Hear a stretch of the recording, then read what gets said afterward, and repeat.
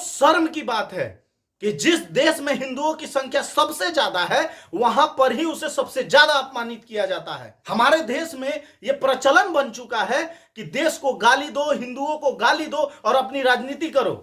देश के बारे में अब शब्द बोलने वाला नेता हो जाता है, धर्म में बंटवारा करने वाला नेता हो जाता है। अधम जाति में विद्या पाए, भयहु जथा ही दूध पिलाए। यानी कि अधम जाति में नीच जाति के लोग विद्या पा करके जहरीला हो जाते हैं। कैसा? जैसा कि दूध पीने के बाद सांप हो जाता है। अगर ये साथ हमारे सामने हो जो उन्होंने कहा कि ये विवादित ग्रंथ है। हमको नहीं पता, चलिए अब हो गया, हमको नहीं मालूम। सर कान में लिखा है, आप गूगल पर जाके सर्च करिएगा, रामचरितमानस में जो नीचता का अर्थ क्या है आपको मिल जाएगा इसी टॉपिक में। उत्तरकांड में जो ये लिखा गया कि वर्ण में अधम कौन कौन लोग हैं, तेली, कुम्हार, कहार, कोल, कलवार, आदिवासी, दलित वगैरह वगैरह। और फिर उसी में आगे लिखा है, अधम जाति में विद्या पाए, भयहु जथा ही दूध पिलाए। यानी कि अधम जाति में नीच जाति के लोग विद्या पा करके जहरीला हो जाते हैं। कैसा? जैसा कि दूध पीने के बाद सांप हो जाता है। अगर ये साथ हमारे सामने हो जो नफरत को इस तरह से बोता हो, तो मैं उम्मीद करता हूं कि नफरत का वातावरण बना करके भारत को ताकतवर कोई नहीं बना सकता है। अगर आपको किसी श्लोक का अर्थ नहीं पता है तो उसको नहीं बताना चाहिए। माननीय शिक्षा मंत्री के पास बहुत सारी डिग्रियां हैं, परंतु डिग्री ये इस बात का प्रमाण नहीं होता कि आप समझदार हैं। और इस बात की प्रमाण देने की मुझे जरूरत नहीं है। कई नेता एवं अधिकारी इस चीज का हमेशा प्रमाण देते रहते हैं कि उनके पास भले ही डिग्रियां हो, पद हो, परंतु ज्ञान एक आम जनता के बराबर भी नहीं होता। किसी भी धर्म में किसी अन्य धर्म के बारे में कोई गलत नहीं लिखा होता। बस लोगों पे वो डिपेंड करता है कि उस श्लोक का मायने क्या निकालते हैं। लेकिन अगर किसी के द्वारा श्लोकों का गलत मतलब निकालकर आपस में बंटवारे एवं बांटने की कोशिश की जाए, वो हमारे देश के लिए कभी सही नहीं हो सकता। अरे जिस समय राम काल था, जिस समय महाभारत होना था, जिसके कारण होना था हुआ, उस समय जो जरूरी था हुआ।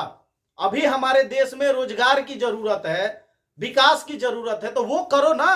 मंत्रालय तुम्हें राम को, कृष्ण को, अल्लाह को, अकबर को सही साबित करने के लिए नहीं दिया गया है। जिस पद पे आप हैं उससे लोगों को विकास करने की आवश्यकता है, ना कि पूर्व में क्या हुआ उस पर ज्ञान बांटने की। पहले अपने पद की गरिमा को समझें, किस पद पर हैं और क्या बोल रहे हैं। बोलना ही है तो सही बोलो ना। पूरे दुनिया भर में, हिंदुस्तान में जितने हिंदुओं की आबादी है उतना किसी भी देश में नहीं है, परंतु इस देश में हिंदुओं के अपमान, उनके भावनाओं के साथ हमेशा खिलवाड़ करके राजनीति की जाती है। ऐसा क्यों होता है? क्योंकि हिंदू चुप है। हिंदुओं के बारे में कुछ बोलकर राजनीति करना बहुत आसान है। इस देश में कई तरह के धर्म रहते हैं, लेकिन क्या इतना विवाद या उनके धर्म ग्रंथों पे कभी अन्य धर्मों पे किया गया? नहीं किया गया। क्यों नहीं किया गया? क्योंकि वो जानते हैं कि हिंदू धर्म को टारगेट करना आसान है। बहुत शर्म की बात है कि जिस देश में हिंदुओं की संख्या सबसे ज्यादा है वहां पर ही उसे सबसे ज्यादा अपमानित किया जाता है। हमारे देश में यह प्रचलन बन चुका है कि देश को गाली दो, हिंदुओं को गाली दो और अपनी राजनीति करो। देश के बारे में अब शब्द बोलने वाला नेता हो जाता है, धर्म में बंटवारा करने वाला नेता हो जाता है। अरे जनता की सेवा करके नेता बनो ना। नेता बनने का मतलब होता है देश की जनता का सेवा करना, देश का विकास करना, ना कि उन्हें जात धर्मों में बांट कर लड़वाना, मर्डर करवाना। माननीय मंत्री द्वारा जो श्लोक पढ़ा गया उसका मैं अर्थ समझाता हूं आपको। शायद हमारे शिक्षा मंत्री इतने योग्य नहीं हैं कि उसका मतलब समझा सके। उनको बस लोगों को आपस में बांटकर, धर्म को गाली देकर राजनीति करने आती है, विकास करने नहीं आता। वरना आज तक बताए बिहार के शिक्षा मंत्री क्या कर लिया शिक्षा मंत्री बनने के बाद बिहार के शिक्षा व्यवस्था को लेके। ऐसा क्या कदम उठा लिया जो बिहार के जनता के लिए जरूरी था।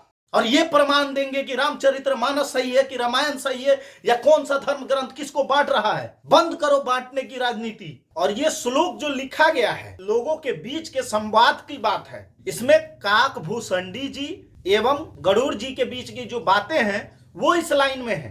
काकभूषुंडी जी ये बात कहते हैं, अधम जाति का मैं यानी काकभूषुंडी जी ज्ञान पाने के बाद ऐसा हो गया जैसे दूध पीने के बाद सांप। ना कि ये कहा गया है कि अधम जाति में आने वाले को शिक्षा प्राप्त करना एवं शिक्षा प्राप्त करने के बाद भी पूजनीय नहीं हो जाता।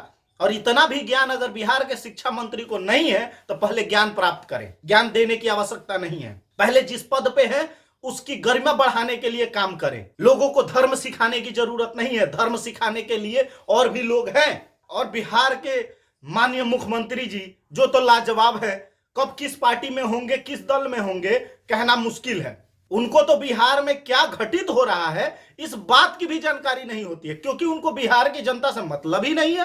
उन्होंने कहा है कि ये विवादित ग्रंथ है। हमको नहीं पता, चलिए अब हो गया, हमको नहीं मालूम सर उनको तो देश पे राज करना है, देश का प्रतिनिधित्व करना है। अरे जो बिहार का होके बिहार का प्रतिनिधित्व नहीं कर सकता, जिस बात का कमान ले रखा है उसको सही से संचालित नहीं कर सकता, वो देश का प्रतिनिधित्व करेगा। सभी देशवासियों से मेरा बस इतना ही अनुरोध है, आप अपने शिक्षा पे बात करें, रोजगार पे बात करें, अपने देश के विकास की बात करें। इन जैसे घटिया नेताओं की राजनीति जो हमें आपस में धर्म जात में बांटने की हो उसकी बिल्कुल ना सुने और ना ही इन्हें वोट करें। ऐसे नेताओं को सबक सिखाने की आवश्यकता है, ना कि उनका साथ देकर उनका मनोबल बढ़ाने की। जय हिंद, जय बिहार।